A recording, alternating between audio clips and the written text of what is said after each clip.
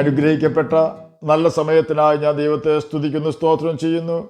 ദൈവവചനം ശ്രവിച്ചുകൊണ്ടിരിക്കുന്ന എല്ലാ ദൈവമക്കൾക്കും വീണ്ടും വരാമെന്ന് അരുളി ചെയ്തവനായ കർത്താവായ യേശു ക്രിസ്തുവിൻ്റെ തന്നെ നാമത്തിൽ ഞാൻ എൻ്റെ സ്നേഹവന്ദനം അറിയിക്കുന്നു. ഇന്നത്തെ അല്പസമയത്തെ ചിന്തയ്ക്കായി 91 സങ്കീർത്തനം 14 വാക്യം നമുക്ക് വായിക്കാം. അവൻ എന്നോട് പറ്റിയിരിക്കുകയാൽ ഞാൻ അവനെ വിടുവിക്കും, അവൻ എൻ്റെ നാമത്തെ അറിയുകയാൽ ഞാൻ അവനെ ഉയർത്തും. അനുഗ്രഹിക്കപ്പെട്ട ഒരു വേദവാക്യമാണ് നാം കേട്ടത്. The Lord says I will rescue those who love me, I will protect those who trust in my name എന്നാണ് ഈ വാക്യം ഇംഗ്ലീഷ് NLT വേർഷനിൽ രേഖപ്പെടുത്തിയിരിക്കുന്നത്. 91 സങ്കീർത്തനം 14 വാക്യത്തിൽ രേഖപ്പെടുത്തിയിരിക്കുന്ന അവൻ എന്നോട് പറ്റിയിരിക്കുകയാൽ എന്ന വാക്കുകൾ കൊണ്ട് അർത്ഥമാക്കുന്നത് അവൻ എന്നെ സ്നേഹിക്കുക കൊണ്ട് എന്നാണ് എന്ന് സാരം. അതുപോലെ തന്നെ 91 സങ്കീർത്തനം 14 വാക്യത്തിൽ രേഖപ്പെടുത്തിയിരിക്കുന്ന അവൻ എന്നെ അറിയുകയാൽ എന്ന വാക്കുകൾ കൊണ്ട് അർത്ഥമാക്കുന്നത് യഹോവയുടെ അഥവാ യേശുവിൻ്റെ നാമത്തിൽ ആശ്രയിക്കുക എന്ന് സാരം. ഒന്നുകൂടി വ്യക്തമായി പറഞ്ഞാൽ, ദൈവത്തെ സ്നേഹിച്ച് ദൈവത്തിൻ്റെ നാമത്തിൽ ആശ്രയിക്കുന്നവരെ ദൈവം രക്ഷിക്കുകയും ഉയർത്തുകയും ചെയ്യുമെന്നാണ് 91 സങ്കീർത്തനം 14 വാക്യത്തിൽ കൂടി കർത്താവ് നമുക്ക് തരുന്ന ഉറപ്പ്. ദൈവത്തെ എപ്രകാരം സ്നേഹിക്കുവാൻ നമുക്ക് കഴിയുമെന്ന് യേശു പഠിപ്പിച്ചിട്ടുണ്ട്. യോഹന്നാൻ എഴുതിയ സുവിശേഷം 14 അധ്യായം 21, 23 വാക്യങ്ങളിൽ നമുക്ക് എങ്ങനെ ദൈവത്തെ സ്നേഹിക്കാം എന്ന് പഠിപ്പിക്കുന്നുണ്ട്. യോഹന്നാൻ എഴുതിയ സുവിശേഷം 14 അധ്യായം 21 വാക്യത്തിൽ ഇപ്രകാരം രേഖപ്പെടുത്തിയിരിക്കുന്നു: എൻ്റെ കൽപ്പനകൾ ലഭിച്ച് പ്രമാണിക്കുന്നവൻ എന്നെ സ്നേഹിക്കുന്നവനാകുന്നു, എന്നെ സ്നേഹിക്കുന്നവനെ എൻ്റെ പിതാവ് സ്നേഹിക്കുന്നു, ഞാനും അവനെ സ്നേഹിച്ച് അവൻ എന്നെ തന്നെ വെളിപ്പെടുത്തും. യോഹന്നാൻ എഴുതിയ സുവിശേഷം 14 അധ്യായം 23 വാക്യത്തിൽ ഇപ്രകാരം രേഖപ്പെടുത്തിയിരിക്കുന്നു: എന്നെ സ്നേഹിക്കുന്നവൻ എൻ്റെ വചനം പ്രമാണിക്കും, എൻ്റെ പിതാവ് അവനെ സ്നേഹിക്കും, ഞങ്ങൾ അവൻ്റെ അടുക്കൽ വന്ന് അവനോടുകൂടെ വാസം ചെയ്യും. യേശുവിലുള്ള നമ്മുടെ വിശ്വാസം വർദ്ധിക്കുവാനുള്ള ഏക മാർഗം യേശു തന്നിട്ടുള്ള കൽപ്പനകൾ അനുസരിക്കുക എന്നത് മാത്രമാണ്. നല്ല രീതിയിൽ ന്യായപ്രമാണം പഠിപ്പിക്കുന്ന വ്യക്തിയായിരുന്നു പൗലോസിനെ ശരിയാമണ്ണം ന്യായപ്രമാണം പഠിപ്പിച്ച ഗമാലിയേൽ. എന്നാൽ അവന് യേശുവിനെ വിശ്വസിക്കുവാനോ യേശുവിൻ്റെ ശിഷ്യന്മാരിൽ കൂടി യേശു ചെയ്തുകൊണ്ടിരിക്കുന്ന അത്ഭുതങ്ങൾ അംഗീകരിക്കുവാനോ സുവിശേഷത്തിൽ വിശ്വസിക്കുവാൻ പോലുമോ കഴിഞ്ഞിരുന്നില്ല. കാരണം ഗമാലിയേലിൻ്റെ ന്യായപ്രമാണം മനഃപ്പാടമായിരുന്നുവെങ്കിലും, ന്യായപ്രമാണം പൗലോസിനെ പോലുള്ള ജ്ഞാനികളെ പഠിപ്പിക്കുവാൻ തക്ക അറിവുള്ളവനായിരുന്നെങ്കിലും അവൻ ന്യായപ്രമാണം അനുസരിക്കാത്തവനായിരുന്നതിനാൽ യേശു ഗമാലിയേലിൻ്റെ ഹൃദയത്തിൽ വസിക്കുകയോ ഗമാലിയേലിനെ യേശു തന്നെ വെളിപ്പെടുത്തി കൊടുക്കുകയോ ചെയ്തിരുന്നില്ല. അതുകൊണ്ട് യേശുവിൻ്റെ ശിഷ്യന്മാർ അത്ഭുതങ്ങൾ പ്രവർത്തിക്കുകയും സുവിശേഷം പ്രസംഗിക്കുകയും ചെയ്തപ്പോൾ അവരെ ന്യായാധിപ സഭയുടെ മുമ്പിൽ വിസ്താരത്തിന് കൊണ്ടുവന്ന് ന്യായം വിധിക്കുന്ന സമയത്ത് ന്യായാധിപ സഭയിലെ അംഗമായിരുന്ന ഗമാലിയേൽ പറയുകയാണ്: ഇവരിൽ കൂടി നടക്കുന്ന അത്ഭുത പ്രവൃത്തികൾ മാനുഷ്യമെങ്കിൽ അത് നശിച്ചു പോയിക്കൊള്ളും, ദൈവികമെങ്കിലോ അത് നശിപ്പിക്കുവാൻ നിങ്ങൾക്ക് കഴിയുകയില്ല. അപ്പോസ്തല പ്രവൃത്തികൾ 5 അധ്യായം 34 മുതൽ 40 വരെയുള്ള വാക്യങ്ങളിൽ ഇതിനെക്കുറിച്ച് രേഖപ്പെടുത്തിയിരിക്കുന്നു.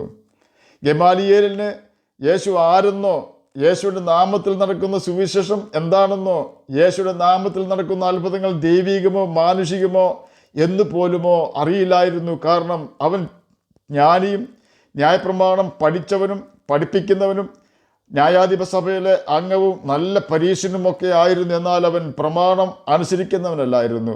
അതുകൊണ്ട് തന്നെ യേശു യാതൊന്നും താൻ ആരാണെന്ന് പോലും ഗമാലിയേലിനെ വെളിപ്പെടുത്തി കൊടുത്തില്ല. ഇതിൽ നിന്നും ഒരു കാര്യം നമുക്ക് മനസ്സിലാക്കുവാൻ സാധിക്കും: യേശുവിനെ തിരിച്ചറിയാതെയും യേശുവിൻ്റെ കൽപ്പനകൾ അനുസരിക്കാതെയും നമുക്ക് വചനം പഠിക്കുവാനും പഠിപ്പിക്കുവാനും വിശുദ്ധന്മാരുടെ പേരിൽ അറിയപ്പെടുവാനും ബൈബിളിനെ കുറിച്ച് അഭിപ്രായം പറയുവാനും കഴിയും എന്നാണ്. പൗലോസിൻ്റെ കാര്യം എടുത്താൽ അപ്രകാരമല്ല. യേശുവിൻ്റെ ശിഷ്യന്മാരെ അവൻ ഉപദ്രവിച്ചവനാണ്. സ്തെഫാനോസിനെ കല്ലെറിഞ്ഞ് കൊന്നപ്പോൾ അവൻ കൂട്ടുനിന്നവനാണ്. ദമസ്കോസിൽ താമസിക്കുന്ന യേശുവിൻ്റെ ശിഷ്യന്മാരെ നശിപ്പിക്കുവാൻ മഹാപുരോഹിതൻ്റെ അധികാരപത്രം വാങ്ങി യാത്ര ചെയ്തവനാണ്. എങ്കിലും ദമസ്കോസ് പടിവാതിൽക്കൽ വെച്ച് അവൻ യേശുവിനാൽ പിടിക്കപ്പെട്ടു. യേശു പൗലോസിനെ തന്നെ വെളിപ്പെടുത്തി കൊടുത്തു. കാരണം അവൻ തെറ്റുകൾ ചെയ്തു എങ്കിലും ന്യായപ്രമാണം അനുസരിക്കുന്നവനായിരുന്നു. എന്നെ കേൾക്കുന്ന പ്രിയ ദൈവമകളെ, യേശു തന്നിട്ടുള്ള കൽപ്പനകൾ നാം അനുസരിക്കുവാൻ തുടങ്ങുമ്പോൾ യോഹന്നാൻ എഴുതിയ സുവിശേഷം 14 അധ്യായം 21, 23 വാക്യങ്ങളിൽ രേഖപ്പെടുത്തിയിരിക്കുന്നത് പോലെ യേശു നമ്മുടെ ഹൃദയത്തിൽ വസിക്കുവാൻ വരികയും അവൻ നമുക്ക് തന്നെ വെളിപ്പെടുത്തി തരികയും ചെയ്യും. അവൻ നമ്മുടെ ഹൃദയത്തിൽ വസിക്കുമ്പോൾ നമ്മുടെ മുൻഗണനകൾ മാറിപ്പോകും. അതുവരെയും ലോകത്തിൻ്റെ ധനം വലിയ ധനമെന്ന് ചിന്തിച്ചിരുന്ന പൗലോസ് യേശുവിനെ തിരിച്ചറിഞ്ഞപ്പോൾ ലോകത്തിൻ്റെ സകല നന്മകളും ചപ്പും ചവറുമെന്ന് എണ്ണുകയും യഹോവാ ഭക്തി വലിയ ധനമായി കണക്കാക്കുകയും ചെയ്തു. പട്ടണവാസികളെ പേടിച്ച് നട്ടുച്ച നേരത്ത് വെള്ളം കോരുവാൻ വന്ന ശമര്യക്കാരത്തി സ്ത്രീ യേശുവിനെ തിരിച്ചറിഞ്ഞു കഴിഞ്ഞപ്പോൾ അവളുടെ മുൻഗണന ഇപ്പോൾ വെള്ളമല്ല, പാത്രം യേശുവിൻ്റെ കാൽക്കൽ വെച്ചുകൊണ്ട് അവൾ പോയിരിക്കുകയാണ് പട്ടണവാസികളെ വിളിച്ചുകൊണ്ട് വരുവാൻ. വലിയ തിയോളജിയൊന്നും ശമര്യക്കാരത്തി സഹോദരിക്ക് അറിയില്ല. അവൾ ഒരു കാര്യം പറഞ്ഞു, ഞാൻ ചെയ്തതൊക്കെയും എന്നോട് പറഞ്ഞവനെ വന്ന് കാൺമീൻ എന്നാണ് അവൾ പറഞ്ഞത്. യോഹന്നാൻ എഴുതിയ സുവിശേഷം 4-ാം അധ്യായം 27 മുതൽ 39 വരെയുള്ള വാക്യങ്ങളിൽ ഇതിനെക്കുറിച്ച് വ്യക്തമാക്കിയിരിക്കുന്നു. യോഹന്നാൻ എഴുതിയ സുവിശേഷം 14-ാം അധ്യായം 39-ാം വാക്യത്തിൽ ഇപ്രകാരം രേഖപ്പെടുത്തിയിരിക്കുന്നു, ഞാൻ ചെയ്തതൊക്കെയും അവൻ എന്നോട് പറഞ്ഞുവെന്ന് സ്ത്രീ സാക്ഷ്യം പറഞ്ഞ വാക്ക് നിമിത്തം ആ പട്ടണത്തിലെ പല ശമര്യരും അവനിൽ വിശ്വസിച്ചു. വെള്ളത്തിന് വന്ന ശമര്യ സഹോദരി യേശുവിന് മുമ്പിൽ പാത്രം വെച്ചുകൊണ്ടാണ് ജനത്തെ വിളിക്കുവാൻ പോയത്. അതെ, ആ സഹോദരിയുടെ ഏറ്റവും വലിയ ആവശ്യമായ വെള്ളം അവൾക്കൊരു പ്രധാന കാര്യമല്ലാതായി.